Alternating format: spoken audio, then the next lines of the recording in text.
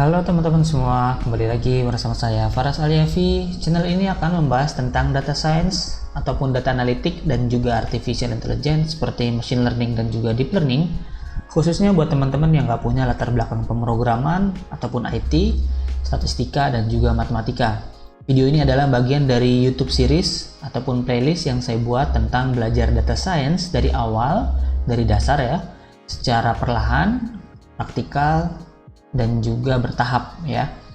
Dan saya coba membahas ya setiap video dengan bahasa-bahasa yang mudah dimengerti ya. Semoga mudah dipahami buat teman-teman yang nggak punya latar belakang tersebut.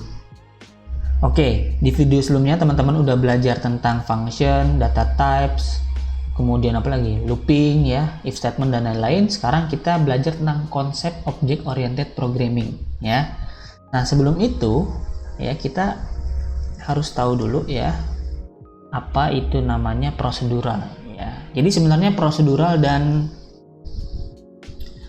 OOP ya, singkatan dari Object Oriented Programming, itu adalah paradigma pemrograman sebenarnya. Jadi kayak ibaratnya gimana caranya teman-teman bikin codingan. Nih saya bikin contoh ya, saya bikin yang prosedural dulu ya. Teman-teman mungkin udah belajar juga. Jadi misal gini, A ya, saya punya A, kemudian misal nama, kemudian saya punya umur dan domisili gini kan.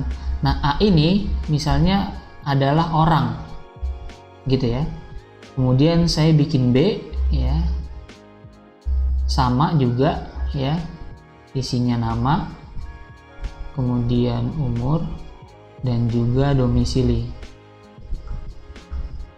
ini ya. Nah, terus teman-teman bikin program nih di dalamnya ya, bikin program misalnya ada function ya untuk berjalan, kemudian dia bisa juga berlari, kemudian bisa juga makan, kemudian bisa juga misalnya berenang gitu ya, si orang ini nanti. Terus teman bikin panjang gitu kan, misal sampai 100 lah ya, 100 baris lain. Nah, kalau di prosedural dia kan akan mengeksekusi baris per baris ya, dari ini dulu ya, ini ya, misal ada baris gini, misal ada baris 1, 2, 3, 4, 5, 6, 7 terus ya sampai baris ke 100 tadi ya. Nah, dia akan mengeksekusi dulu ya, yang pertama, yang kedua, ketiga, keempat, kelima. Nah, jika misalnya si berjalan ini ada di baris ke-6 gitu ya, dia akan dieksekusi dulu.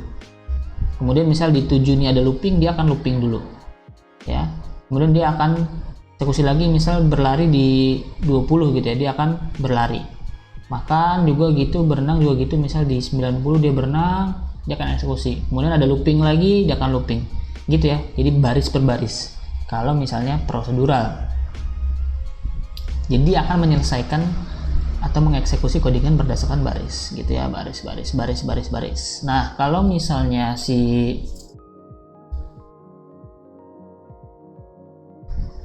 OOP ya, misalnya OOP nih, saya bikin garis dulu BN.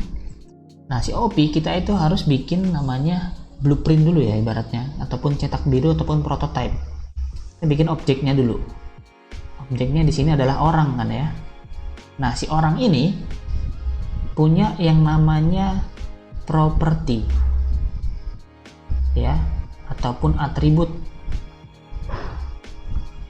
ya, dan juga punya yang namanya behavior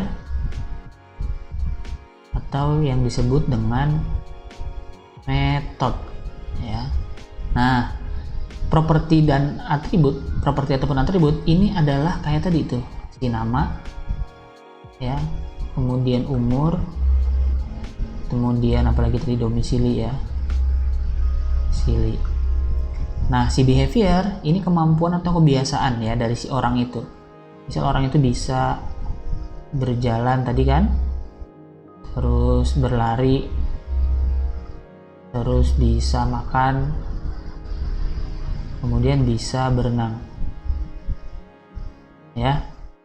Nah, kalau di OOP kita harus bikin objeknya dulu ya, si objek dulu ini, si objek ini dulu kita bikin ya prototipenya.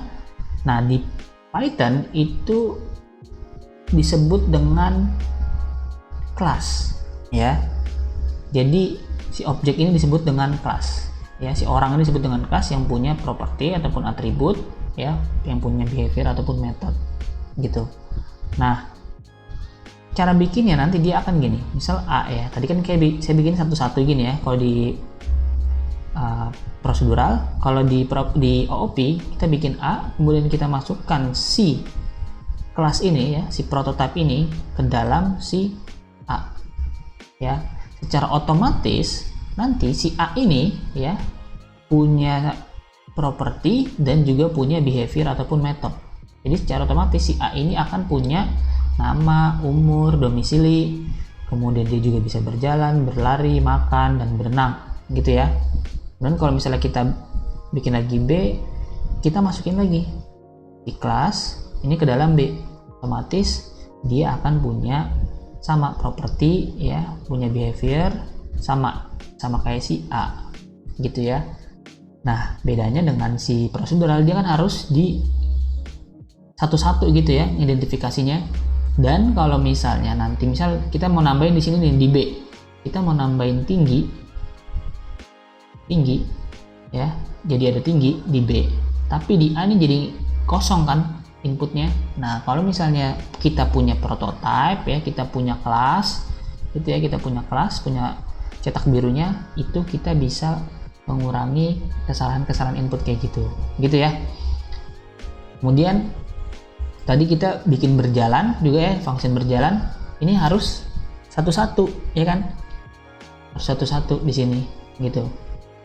Dan nanti jalannya satu-satu ke si B ya, terus ke si A ya, berlari gitu ya, satu. Nah ini kalau ini kita secara otomatis ya, baik si A ya maupun si B dia udah punya semua kelas ini gitu. Nah terus kelebihannya apa? Yang pertama kelebihannya prosedural ya, kita bahas kelebihannya masing-masing. Kalau prosedural itu to the point, satu ya, dia langsung gini guys, langsung dia masukin ke orang A ya, terus dia masukin lagi langsung ke orang B gitu ya, dia langsung masukin, oke, to the point.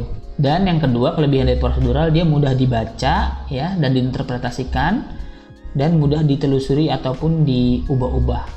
Perlu dijadi catatan jika codingannya masih sedikit ya, mungkin masih 100 ya ataupun masih ya ratusan gitu, masih bisa di tracing ya ataupun bisa ditelusuri. Kalau misalnya kita mau ngerubah nih cara berjalannya, tadi cara berjalannya misalnya nih ya, misal A plus B, misal A plus B ya, oh kita rubah. Nah kita bisa telusuri nih, oh di line ke berapa ya, oh line ke 20 misal, di sini line ke 20, oh di line ke 20 kita harus ganti ya. Terus kita mau ganti berlari gitu ya, tadinya C plus E gitu ya, oh di line ke berapa nih, line ke 30, oh kita ganti gitu ya. Kemudian dia lebih sedikit membutuhkan memori kalau prosedural. Kenapa? Karena dia objeknya cuman ini doang nih ya, isinya cuman si nama, umur, sama domisili ya. Dia nggak punya si berjalan, berlari, makan, dan lain-lain. Makanya ketika kita menjalankan si ini ya ataupun si ini ya, itu lebih sedikit memorinya guys gitu ya.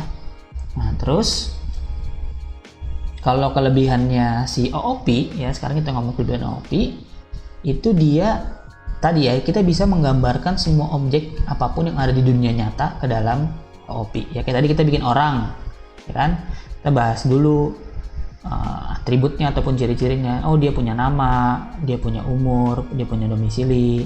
Oh orang itu bisa apa aja, bisa berjalan, bisa berlari, bisa makan, bisa berenang gitu ya. Terus kita misal mau tambahin juga bisa. Dan reusable ya, bisa dipakai berkali-kali ya, kayak tadi ya, kita bisa masukin kelas ini ke dalam A, kita bisa masukin kelas ini ke dalam B, ya, atau kita mau bikin C lagi kita bisa gitu, kita bikin D lagi itu bisa gitu, kita bisa masukin ke sini, kita bisa masukin ke sini gitu ya, dan mudah untuk kolaborasi. Jadi teman-teman bayangin kalau misalnya kita punya 1000 ataupun kita punya puluhan ribu ataupun bahkan jutaan seperti di Google, kita nggak mungkin nih ya bikin ini satu-satu ya, bikin ini satu-satu terus ini kita ngajarin function sendiri-sendiri, ini sendiri-sendiri, ini sendiri-sendiri. Tapi kita bikin prototipenya dulu ya kan, bikin prototype, kita bikin blueprintnya dulu seperti apa ya. Jadi nanti ketika kita misalnya merubah di sini, kita tadi mau nambahin selain berenang kita bisa apa aja, bisa duduk ya, terus kita nambahin lagi bisa bisa orang tuh, bisa terbang misal ya. Itu secara otomatis si A, si B, dan si C dan si D itu punya fungsi yang sama ya, punya kebiasaan atau punya kemampuan yang sama gitu ya, punya metode yang sama. Atau mau ditambahin lagi, sini tambahin jadi ada tinggi kayak tadi ya, tinggi itu dia akan nanti ketika kita mulai membuat A, B, C, dan D itu harus nambahin tinggi gitu. Dan mudah dikelola ya, dan kalau pengen di scaling atau diperbesar itu bisa. Kayak tadi ya, kita mau nambahin ya, kita enak, kita tinggal merubah si blueprintnya aja gitu ya.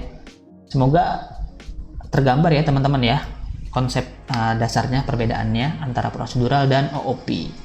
Nah sekarang kita coba bikin di programmingnya ya. Teman-teman bisa buka Jupyternya, dan nanti file ini ada di deskripsi di bawah, bisa teman-teman download dan bisa dijalankan di Jupyter Notebook masing-masing. Kita bikin yang secara prosedural dulu. Misal pertama kan gini ya. Tadi A, orang itu kita punya tadi ada namanya misal Agus gitu ya. Umurnya 20, domisilinya misal Jakarta. Ya kan tadi gitu. Kita punya B, terus kita punya Nia gitu ya, umurnya 21, tinggalnya di Depok. Kemudian kita punya C, kemudian kita punya siapa lagi misalnya Dika gitu ya, umurnya 19, tinggalnya di Bogor. Nah kalau prosedural kan gini, dia akan eksekusi ini ya kan, ini gitu ya. Terus kalau misalnya kita punya function misal berjalan ya, terus kita masukkan parameter apa, misal A ya, B gitu kan, kita bikin function bla bla bla gitu ya. Itu kalau prosedural gitu kan ya. Ini saya hapus saja. Nah sekarang kita coba membuat kelas ya, si objek itu di dalam Python. Caranya gini, kita menulis kelas ya, terus pakai huruf besar ya, penamaan kelas itu pakai huruf besar. Konvensinya misalnya kita nulis orang gitu ya, pas orang kemudian titik 2, kita kosongin dulu, kita mau bikin yang caranya kurang tepat dulu biar nanti teman-teman tahu cara bikin yang tepat. Nah kita coba instantiate dulu ya, artinya masukin misal orang 1 gitu ya, kita masukin dulu orang ya, si kelas orang ini ke dalam orang 1 ya, masukin. Nah terus kita bikin atribut tadi ya, ataupun si properti, ciri-ciri orang 1 ya, terus punya apa tadi, misal nama ya, namanya tadi ada Agus ya kan. Kemudian nulis lagi orang 1, terus umur ya, umurnya tadi si Agus 20. Kemudian orang 1 lagi domisili ya, domisili misalnya tadi si Jakarta gitu ya, Jakarta.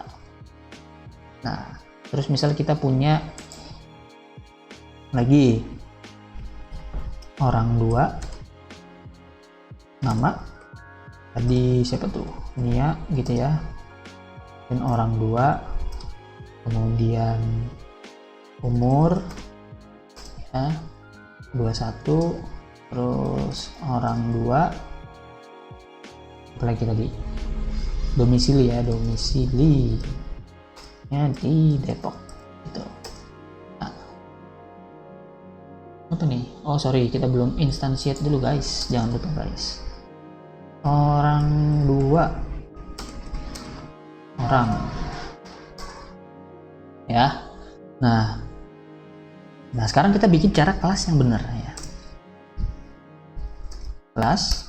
Nah, kita sebelum itu jadi gini. Kenapa ini salah ya?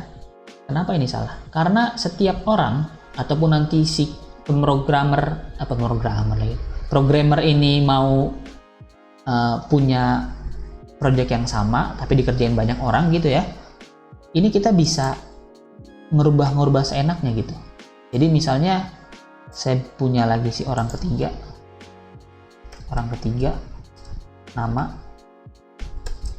namanya tadi siapa tuh, orang ketiga Dika ya. Orang ketiga kayak selingkuhan ya. Orang ketiga terus umurnya tadi 19. Nah saya bisa bikin kayak gini juga ya. Saya instansiate dulu, saya masukin dulu kelasnya ke orang ketiga. Saya bisa juga kayak gini, tapi ini akan beda nih isinya antara orang 1, 2, dan 3 ya. Si orang 3 dia nggak punya domisili ya, dia hanya punya nama dan umur. Nah kenapa kita harus bikin caranya nggak boleh pakai cara kayak gitu ya, tidak disarankan lah ibaratnya, karena nanti kita bisa beda-beda ya atributnya. Nah cara yang benar gini, sama orang juga ya pakai tanda huruf besar ya, sama kayak tadi itu ya. Nah terus pakai docstring ya, kita harus tahu ngasih tahu ini kelas tentang apa, misal tentang orang gitu ya. Kemudian ada yang namanya kelas atribut dan objek atribut ya. Ini saya bikin dulu, misal orang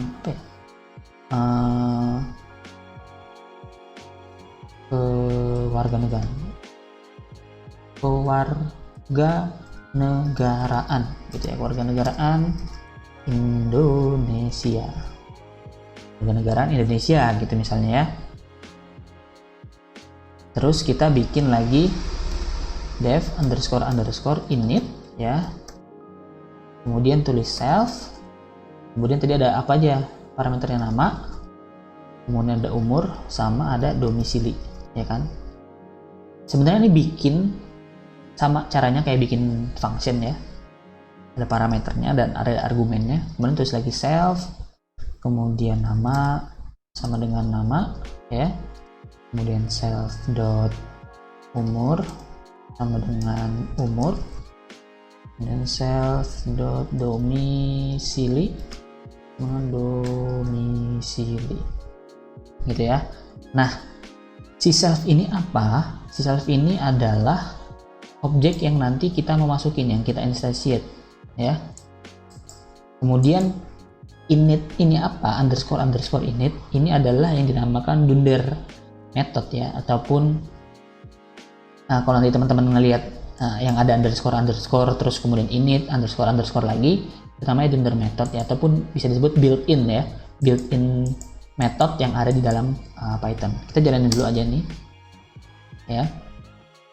Nah sekarang kita coba misalnya gini, orang 1 ya sama dengan orang, terus gini ya kan, tadi masukin gitu kan, ini akan error.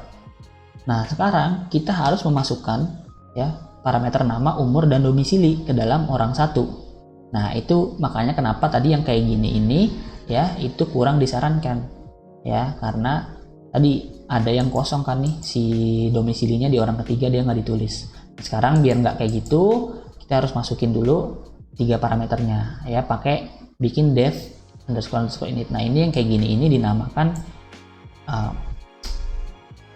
kalau di bahasa pemrograman lain itu disebutnya dengan constructor ya, kalau di kita di Python disebutnya dengan inisialisasi ya, atau initialize gitu ya. Nah sekarang kita coba bikin yang benar, orang _1 ya sama dengan orang, kita masukkan namanya tadi si Agus ya, umurnya 21, kemudian domisilinya Jakarta gitu. Nah cara aksesnya, cara kita mau ngambil umurnya ataupun ngambil si namanya orang satu dot nama, dia akan keluar Agus. Nah tadi kenapa ada self ini? Nah self ini ya, saya blok ini, saya highlight. Nah self ini adalah si orang satu ini, makanya yang di bawahnya ini self dot nama ya, sama kayak aja orang dot nama ya kan, orang dot nama dia akan ngambil namanya tadi si Agus gitu.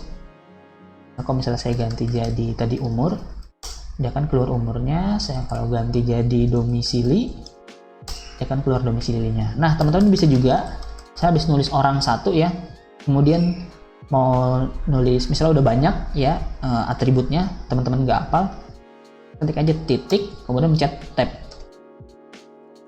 ya, mencet tab, dia akan keluar tuh ya kan, domisili, kewarganegaraan, nama, umur, dia akan keluar atribut dan metodenya nanti ya. Misal pilih aja tinggal nama ya, nanti keluar gitu. Nah terus kita mau bikin lagi ya, saya copy aja nih, misalnya saya bikin ini, saya kurangin ya, tadi kan bisa ya, kalau yang cara yang salah itu kan bisa kita nggak masukin domisili. Nah ini saya ilangin domisilinya, dia akan error ya, karena dia harus masukkan ke parameter si domisili ya, makanya kurang satu argumen domisili. Pun kalau misalnya dia kelebihan, misalnya saya tambahin apa ya 1000 gitu ya, dia akan error juga. Yang diminta 4 tapi kita ngasihnya 5 gitu ya. Saya jalanin dulu, nggak usah deh, biar aja biar kelihatan error 1000 gitu. Nah terus kita coba merubah ya nilai tadi di dalam yang kita udah bikin ya, orang satu itu tadi domisilinya Jakarta kan ya, gini ya. Nah, sekarang kita ngerubah nih, domisilinya kita rubah jadi misalnya Palembang. Nah ya, Palembang. Nah sekarang kalau misalnya kita cek lagi si orang satu ini, si Agus ini, kemudian domisili, dia berubah jadi Palembang ya. Cara ngerubahnya gitu ya, titik ya, kemudian atributnya apa yang mau dirubah, kemudian masukin nilai yang mau dirubah apa gitu. Kemudian kita bisa juga merubah si kelas tadi, kelas atribut ya yang nempel sama kelas itu tadi orang satu ya. Terus tadi ada warganegaraan, kita mau rubah tadi kan, kalau misalnya gini masih Indonesia ya, si Agus nih, kita ganti jadi misalnya Italia. Nah ini kalau misalnya kita jalanin lagi ya, orang Indonesia terus warganegaraan dia berubah jadi Italia gitu guys. Nah kemudian kita bisa menambahkan atribut ya ataupun ciri-ciri tanpa nanti kita harus masukin ya. Jadi kita bikin dulu, kita copy dulu dari sini, copy, mau copy, nggak bisa copy nih. Nah gitu ya, kita copy dulu, set. Nah, kita bisa bikin, kita nambahin misalnya self dot apa ya, misalnya self, misalnya anggaplah punya suku ya, sukunya sama, misalnya enggak ya, sukunya orang, dia orang apa, Betawi ya, kemudian self, sukunya Betawi, self, terus misalnya yang sama lagi apa ya, misalnya makanan favorit ya, misalnya makanan favoritnya gado, yang makan favorit nih apa ya, gaji aja, gajinya misal 100 juta, 100 Tuaga 46 gitu ya. Terus kita masukin dulu ya, orang satu tadi mana, kita bikin orang satu. Nah ini kita copy, nah kita copy ke sini. Nah kita bikin dulu ketik orang satu ya, ini dijalanin kan ya. Nah, sekarang kita bisa akses si suku dan si gaji walaupun kita nggak secara langsung, kita nggak nulis di sini kan ya, di awal ini di si pembuatan orang satu, tapi kita bisa akses orang satu dot suku, dia kan keluar Betawi ya, walaupun di sini ya kita nggak nulis suku kan, kita nggak nulis suku gini kan, tapi kita bisa akses karena di dalam sini kita udah nulis, udah inisialisasi gitu ya, udah mendefinisikan si atribut suku. Dan kalau kita misalnya gaji sama, dia akan keluar 100 juta gitu guys. Kemudian kita misal mau menambahkan lagi ya metode baru, atau si orang ini bisa ngapain, misal dev, orang ini bisa berlari atau makan, dia makan biar ada suaranya makan. Kemudian self ya, jangan lupa karena dia akan refer ke objek yang kita masukin, misal print gitu ya, nyam enak gitu ya, kita bikin tuh gitu.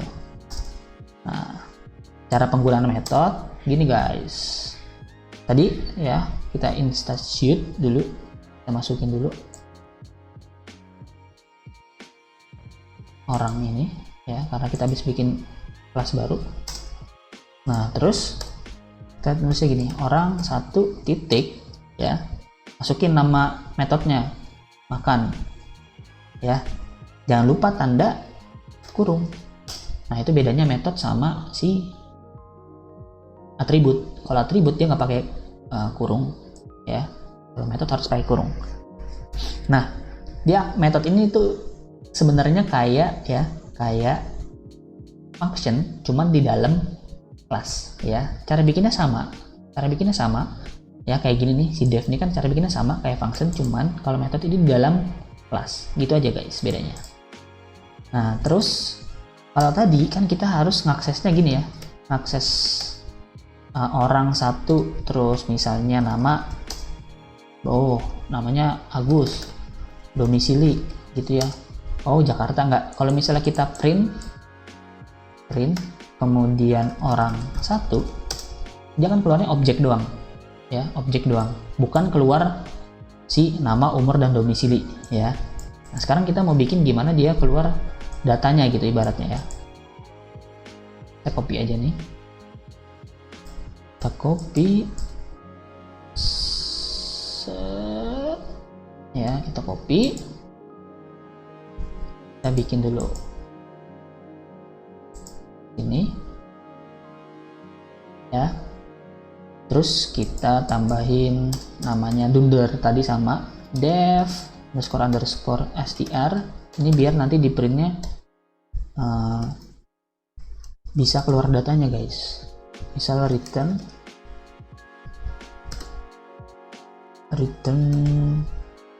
tadi ada apa aja tuh, misal gini deh, return data orang gitu ya, data orang di enter, kemudian ada namanya siapa gitu ya, kemudian saya namanya siapa, terus enter lagi, kemudian tadi ada umurnya berapa ya, kemudian saya enter lagi, kemudian ada domisilinya di mana ya, saya pakai format, kemudian self dot nama, self dot umur, self dot domisili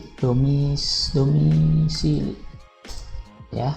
Nah, sekarang kalau misalnya kita print gini, kita instantiate dulu guys, udah instantiate dulu, kita masukkan dulu objeknya. Nah, sekarang kalau misalnya kita print format, kurang ya, apa nih, kayaknya gede, aduh sorry guys, kayaknya masih gede, kayak besar kayak, nah Nah, sekarang kalau misalnya kita print, ya, tadi kan print terus keluarnya objek. Sekarang kalau misalnya kita print, dia udah keluar dengan nama datanya, nama Agus, umur 21, domisili Jakarta. Gitu guys. Oke. Yang kayak gini-gini nih, yang ada underscore itu namanya Dunder method ya, atau built-in method atau built-in function yang ada di dalam Python yang udah dibikin lah gitu.